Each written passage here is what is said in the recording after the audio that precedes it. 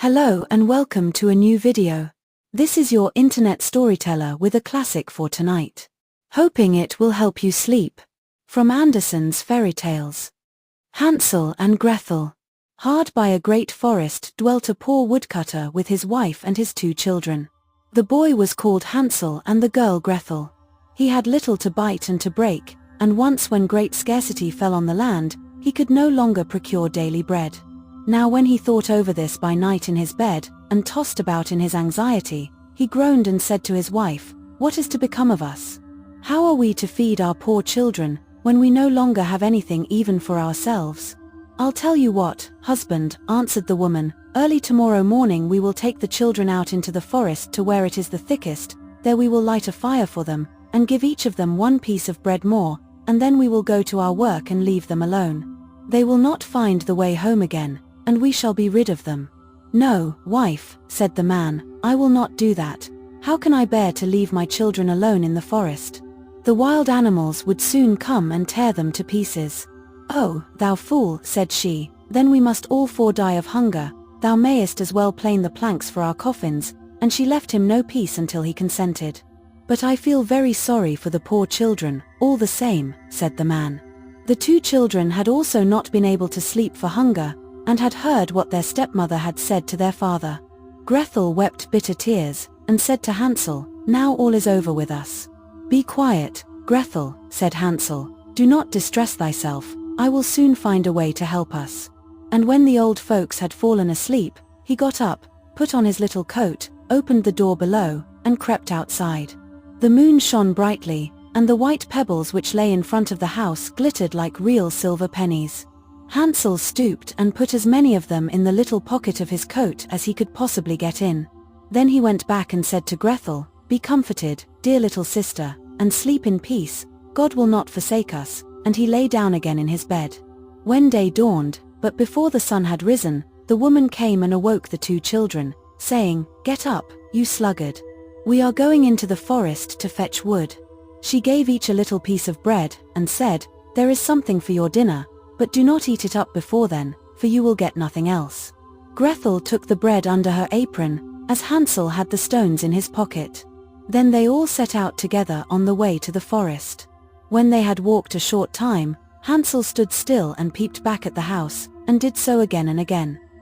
His father said, "Hansel, what art thou looking at there and staying behind for?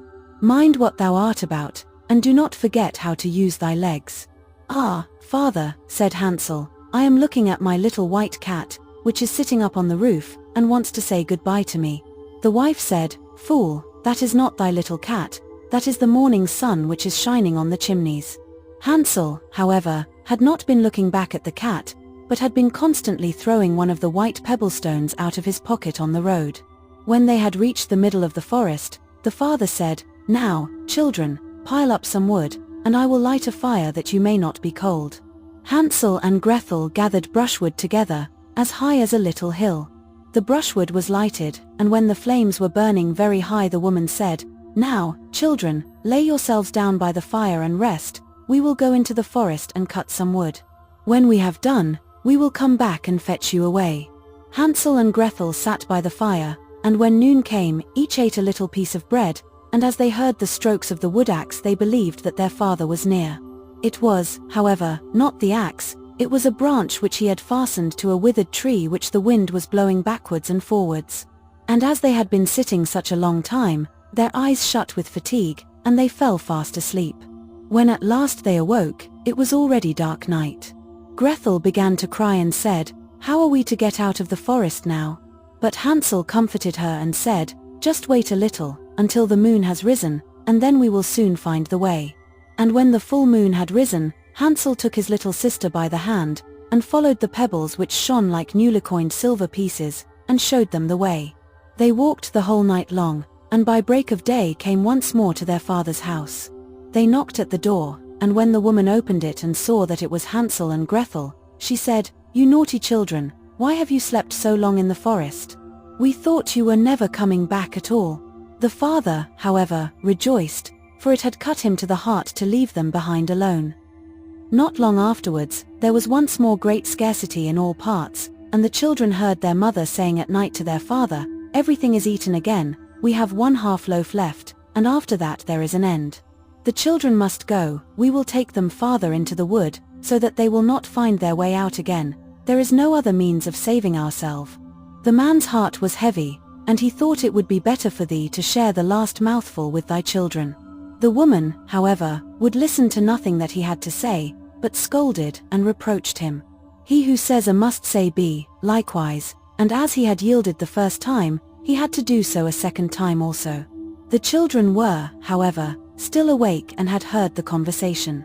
When the old folks were asleep, Hansel again got up, and wanted to go out and pick up pebbles, but the woman had locked the door, and Hansel could not get out. Nevertheless he comforted his little sister, and said, "Do not cry, Gretel, go to sleep quietly, the good God will help us." Early in the morning came the woman, and took the children out of their beds. Their bit of bread was given to them, but it was still smaller than the time before. On the way into the forest Hansel crumbled his in his pocket, and often stood still and threw a morsel on the ground. "Hansel, why dost thou stop and look round?" said the father. "Go on." "I am looking back at my little pigeon which is sitting on the roof, and wants to say goodbye to me," answered Hansel. "Simpleton," said the woman, "that is not thy little pigeon, that is the morning sun that is shining on the chimney." Hansel, however, little by little, threw all the crumbs on the path. The woman led the children still deeper into the forest, where they had never in their lives been before. Then a great fire was again made, and the mother said, "Just sit there, you children, and when you are tired you may sleep a little. We are going into the forest to cut wood, and in the evening when we are done, we will come and fetch you away." When it was noon, Gretel shared her piece of bread with Hansel, who had scattered his by the way. Then they fell asleep and evening came and went, but no one came to the poor children. They did not awake until it was dark night, and Hansel comforted his little sister and said, "Just wait, Gretel, until the moon rises, and then we shall see the crumbs of bread which I have strewn about, they will show us our way home again." When the moon came they set out, but they found no crumbs, for the many thousands of birds which fly about in the woods and fields had picked them all up. Hansel said to Gretel, "We shall soon find the way," but they did not find it. They walked the whole night and all the next day too from morning till evening, but they did not get out of the forest, and were very hungry, for they had nothing to eat but 2 or 3 berries, which grew on the ground. And as they were so weary that their legs would carry them no longer, they lay down beneath a tree and fell asleep. It was now 3 mornings since they had left their father's house. They began to walk again, but they always got deeper into the forest, and if help did not come soon, they must die of hunger and weariness. When it was midday, they saw a beautiful snow-white bird sitting on a bough, which sang so delightfully that they stood still and listened to it. And when it had finished its song, it spread its wings and flew away before them, and they followed it until they reached a little house, on the roof of which it alighted, and when they came quite up to little house they saw that it was built of bread and covered with cakes, but that the windows were of clear sugar. "We will set to work on that," said Hansel, "and have a good meal. I will eat a bit of the roof, and thou, Gretel, canst eat some of the window, it will taste sweet." Hansel reached up above, and broke off a little of the roof to try how it tasted, and Gretel leant against the window and nibbled at the panes. Then a soft voice cried from the room, "Nibble, nibble, gnaw. Who is nibbling at my little house?" The children answered, the wind, the heaven-born wind," and went on eating without disturbing themselves. Hansel, who thought the roof tasted very nice, tore down a great piece of it, and Gretel pushed out the whole of one round window pane, sat down, and enjoyed herself with it. Suddenly the door opened, and a very, very old woman, who supported herself on crutches, came creeping out. Hansel and Gretel were so terribly frightened that they let fall what they had in their hands. The old woman, however, nodded her head, and said, "Oh, you dear children, who has brought you here? Do come in, and stay with me. No harm shall happen to you."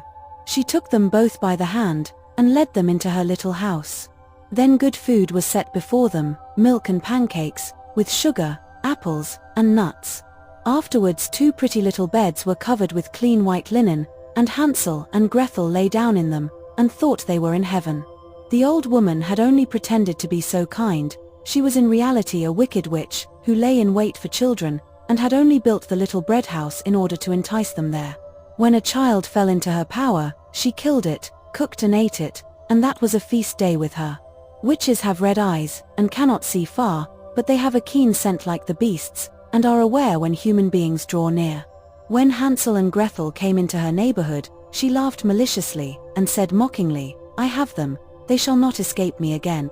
Early in the morning before the children were awake, she was already up, and when she saw both of them sleeping and looking so pretty, with their plump red cheeks, she muttered to herself, "That will be a dainty mouthful."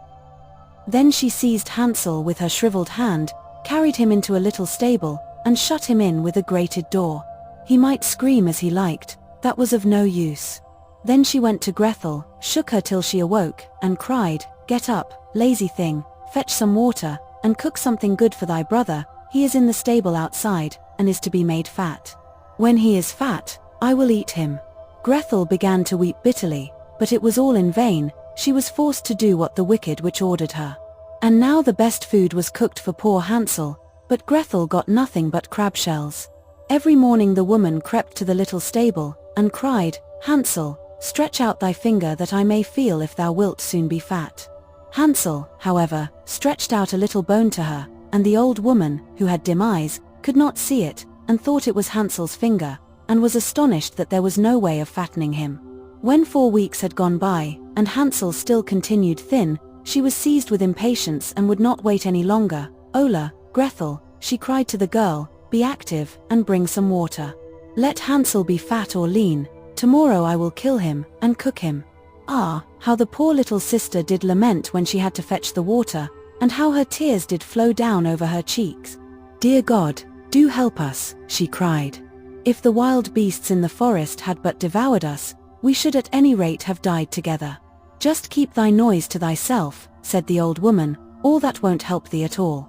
Early in the morning, Gretel had to go out and hang up the cauldron with the water, and light the fire.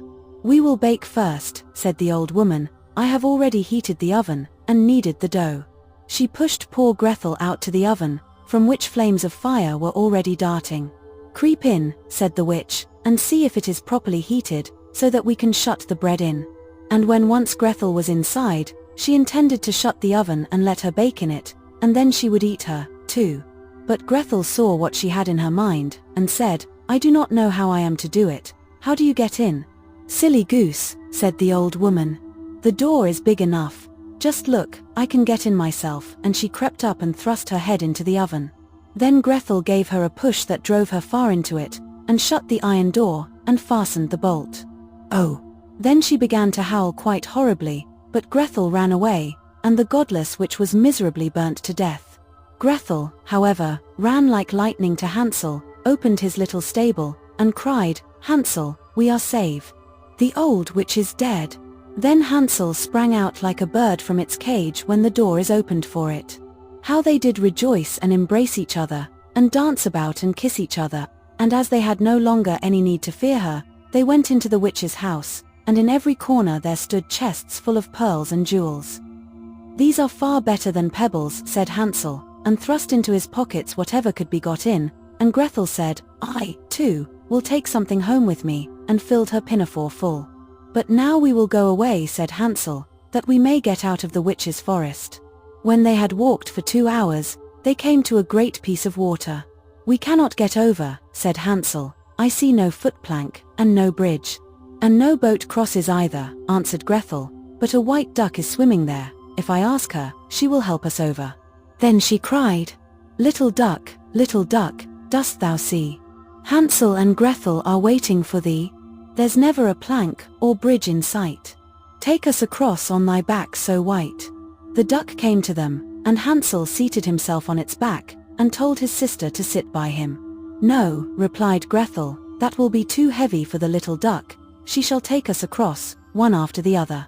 The good little duck did so, and when they were once safely across and had walked for a short time, the forest seemed to be more and more familiar to them, and at length they saw from afar their father's house. Then they began to run, rushed into the parlor, and threw themselves into their father's arms. The man had not known one happy hour since he had left the children in the forest. The woman, however, was dead. Gretel emptied her pinafore until pearls and precious stones ran about the room, and Hansel threw one handful after another out of his pocket to add to them. Then all anxiety was at an end, and they lived together in perfect happiness. My tale is done. There runs a mouse, whosoever catches it, may make himself a big fur cap out of it. The end. I hope you enjoyed listening to this story, and I'll be seeing you next week for a new one. Thank you so much for being here, and please don't forget to like and subscribe for more stories.